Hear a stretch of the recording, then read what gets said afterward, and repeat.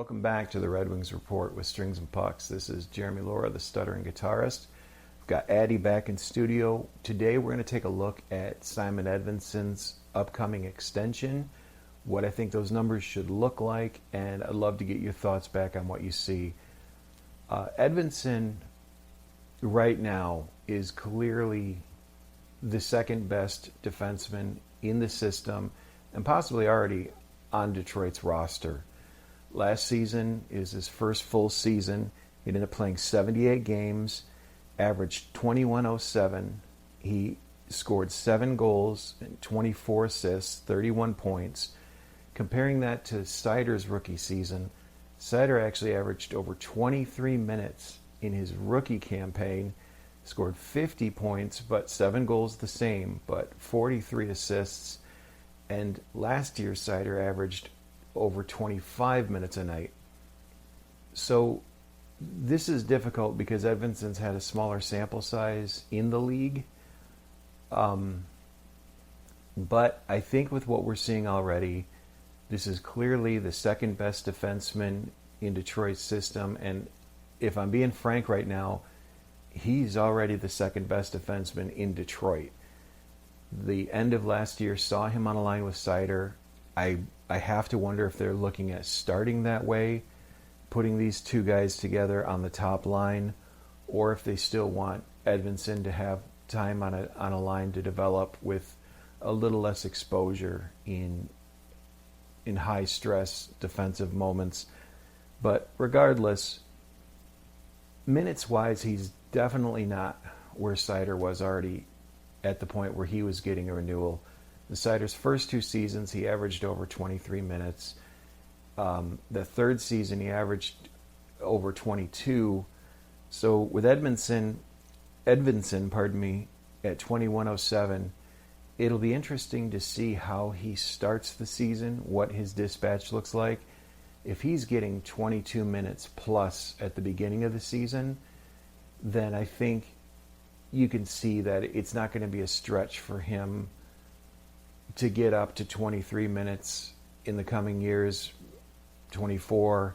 I don't know if he'll hit that 25-minute mark, or if Seider, if they plan to move him up from that to 26, 27, 28 a night.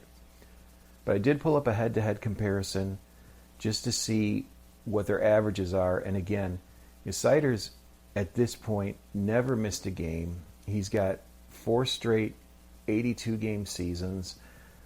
Total of 29 goals and 151 assists for 180 points in those seasons. His problem is his plus minus. He's a minus 32 on his career.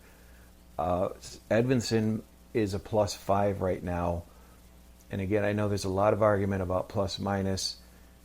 Part of it to me is Seider's dispatch, that he gets a lot of defensive zone draws. The penalty kill was horrid.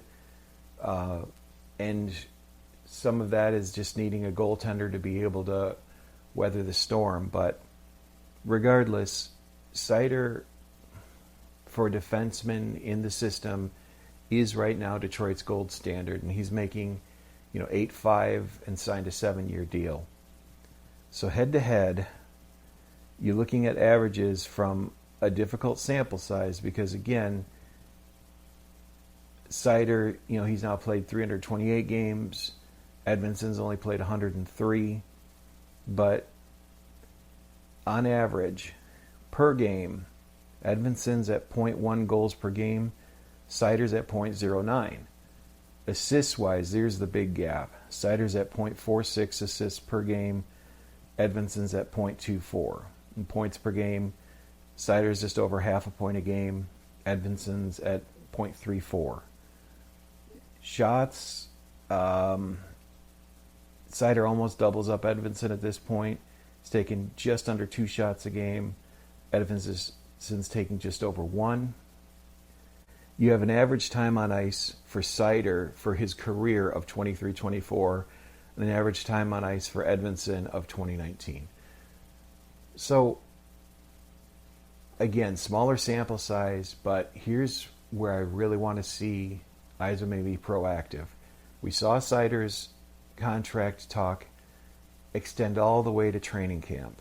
Part of that, my belief is there's a lot of uncertainty about where the cap was going to be. So they end up with Seider at 8.55 on 7 years. They now have definite cap rises that were discussed. So I don't think there's any reason Edvinsson should even end the year without an extension. I'd like to see it done somewhere around the Olympic break. So here's where I'm starting.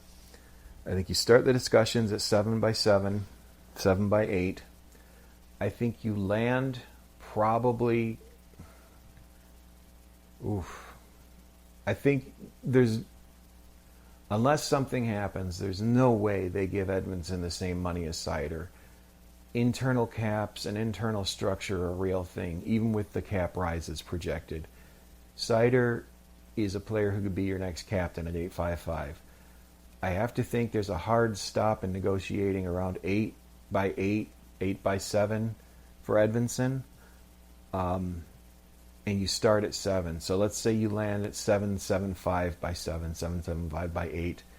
And that would be pretty ideal.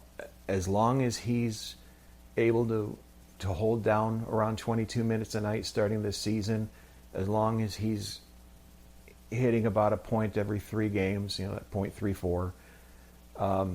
If he's on a track where he's getting a point every other night and playing over 22 minutes, then I think you don't hesitate at 7.5, 7.75 on a max term deal for him. You get him locked down. And I think Seider and Edvinsson are the future of the blue line in Detroit.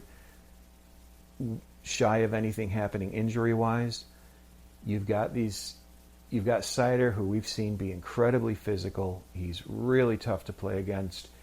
6'4", right shot. Edvinsson comes in. We draft him at 6'4". They're both drafted at 6th overall. Edvinsson shoots up another 2 inches. He's 6'6" on the left side. He can hit hard. I mean, he really can lay the body in. He's got a good shot. I'd like to see him use it more. I'd like to see him getting more power play time. And I'm hoping with a stronger goalie presence this year, they get more offensive zone time overall. It would be great to see way fewer defensive zone starts for these guys and them actually have a chance to play a part in the offense quite a bit more. So in the end, I'm thinking 7 years by 7.75, and then you've got him locked down. You don't have to think about it again for a while. I have to think the player's happy with that deal. Maybe he pushes to 8 just because the cap is going up, but you have to have some kind of distance between Seider and Edvinsson cap-wise, because after this season, you're going to start negotiating Kasper's extension, and if he breaks 25 goals this season, he's going to be looking at money and looking at what Raymond got, and he's a center, so you're going to have that on the back burner. But let me know what you think. Edvinsson, is he your guy? Is he the guy you're willing to commit near $8 million for the next 7, maybe 8 years, depending on when they get it done? And do you see him and Seider starting the season together, or do you see them splitting them up to try to maximize them on 2 different lines of attack? And where do you think he ends up points-wise? Do you think he can get over 40 points this season? And what will this season look like for the defense overall? Is the acquisition of Gibson, the maturity of Kasper starting at center, are those things enough to give them a stronger presence to get out of the defensive zone, not be hemmed in so much, get the penalty kill better? And is this going to be a season where Edvinsson can absolutely, make hay and get himself locked in until near 30 on his next deal? I'd love to see him locked down. I'd love to see them not have to think about this. I think he is a part of the core. Right now I see the core as Edvinsson, Seider, Raymond, Kasper, of course Larkin. Larkin's right around 30. but he's still the captain. He's still a big piece of this. DeBrincat feels like a core piece, but he's going to need another deal. And if he breaks 30 goals again, I can't imagine what that money's going to look like that you're going to have to spend on a winger. And they can't really afford to drop offense. So there's a lot going on, but how do you see the core going forward? Is Edvinsson a core player? And do you lock him up? And what do you give him? Thanks so much for tuning in. I'm going to be talking a little bit about league finances coming up this week. I did a run on an inflation calculator. I was really surprised at how salaries in general for everybody have lagged behind inflation since around 2019, 2020. I'll show you those numbers later this week. Thanks for tuning in.